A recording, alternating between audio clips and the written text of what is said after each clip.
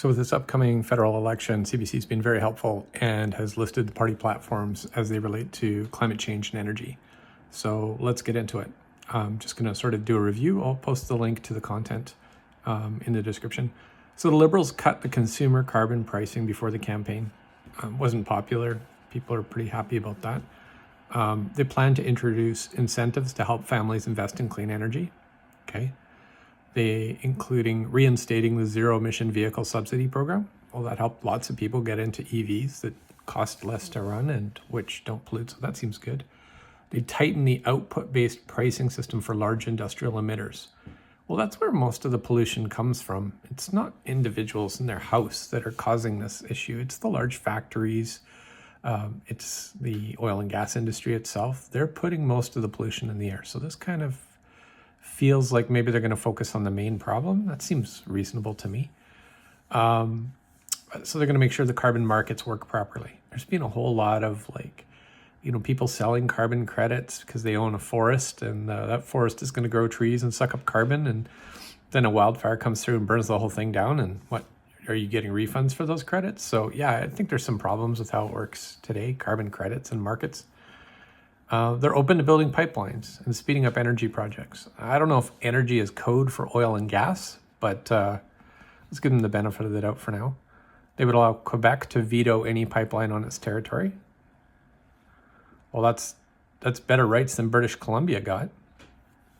We didn't get to veto the pipeline. So I kind of like that. If people in an area don't want some kind of polluting infrastructure coming through, they should be able to say, we don't want polluting infrastructure coming through.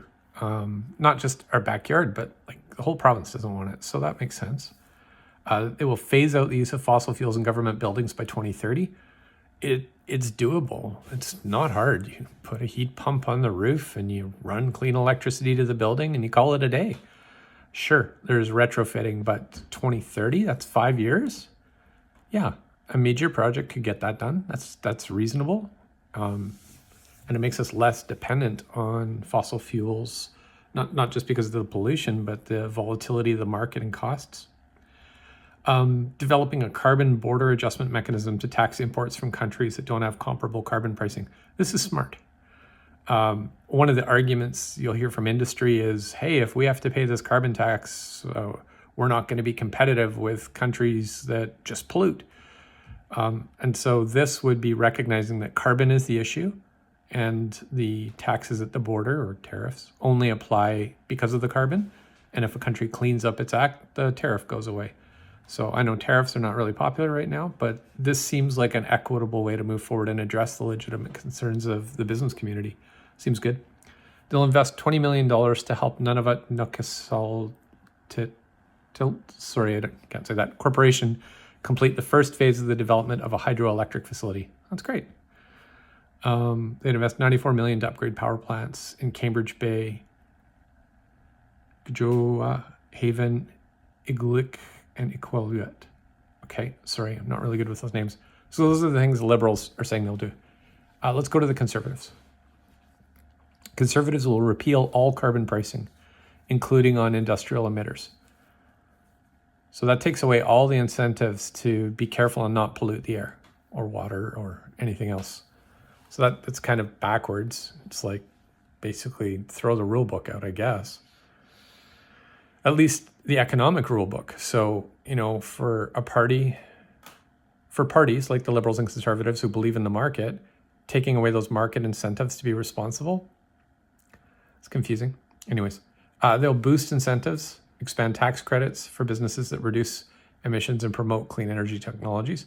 Okay, so reducing emissions, you can actually measure that. That seems good. But tax credits to promote clean energy technologies, what does that mean? Is that like if the oil and gas pumping facility installs energy-saving light bulbs and solar power for the photocopier, they get an incentive? I don't know. Seems like it could be rife for abuse, but we'll see.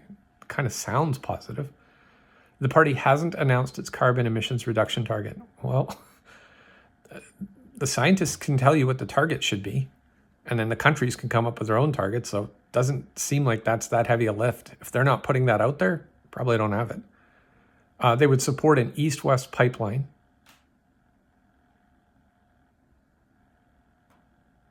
and would approve projects such as LNG Quebec. Okay, so more gas and oil, pumping it, transporting it, selling it. The party would be open to exporting oil from the Port of Churchill and is pledged to speed up development of the port. Well, I mean, it makes more sense because the ice is melting and that port's going to be open more months out of the year. It's almost like there's a lesson here we could be learning. Okay, so as an advocate for stopping climate change, that doesn't seem like as good a platform as the Liberals. Let's see what the NDP have to say. They supported the removal of consumer carbon pricing. Okay. The party would keep the industrial carbon price. It would introduce a broader carbon adjustment mechanism to tax imports from countries that don't have comparable carbon pricing. Sounds the same as the Liberals. The NDP says it would cut 18 billion in oil and gas subsidies. It's interesting. It's a very specific number. That suggests they're going to keep some. Reducing oil and gas subsidies is a positive thing because it's not a new technology that needs support. It's an old polluting technology that we need to move past. So any reduction in subsidies is good. 18 million is a very specific number. I think this year it was like 35 billion went to oil and gas. Anyways, so maybe cut that in half. Okay, so it's progress. They're against building an LNG pipeline in Quebec and believe the province should have the right to veto energy projects on its territory. Okay, that seems good, like the Liberals, very much in that way. The party opposes the Energy East project. Sorry, I don't know what that is, but isn't shutting the door to pipelines. I assume it's a pipeline. It would prioritize creating an east-west electricity grid. That seems reasonable. You know, when the solar is working in the sunny fields of Alberta and Saskatchewan, where we have the most sun in Canada, that could be flowing east-west to British Columbia when the sun hasn't even come up here, powering things.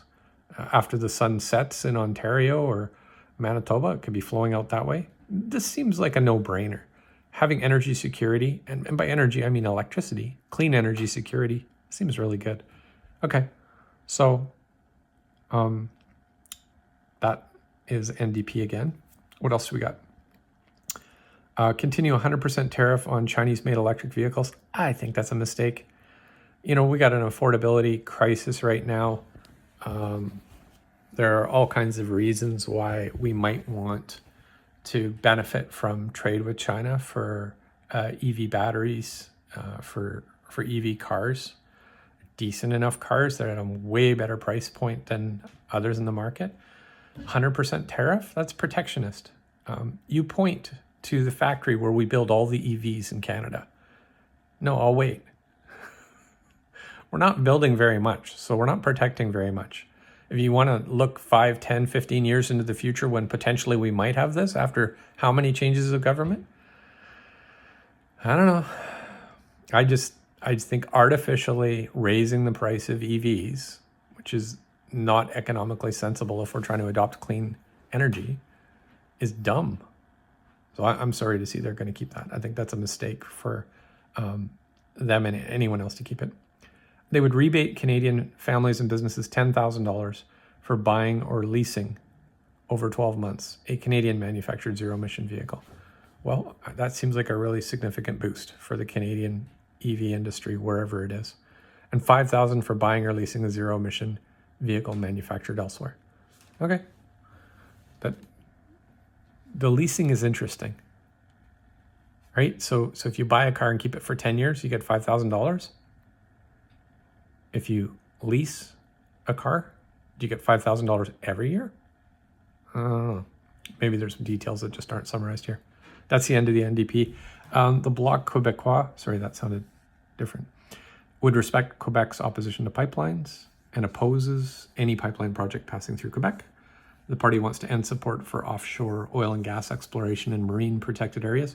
Yeah, what's the point of protecting the area if you're just going to let polluters go and dig things up and then have oil spills?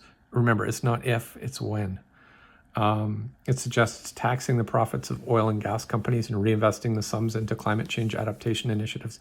This is maybe one of the most progressive ideas. I mean, these companies are making huge profits. It makes sense that if they're going to extract profits from selling Canadian natural resources, in this case oil and gas, and they're going to be inflicting a cost on us, the pollution, the change of the climate, the health concerns that raise our costs, people dying from heat waves, people dying from air pollution. That's real, right?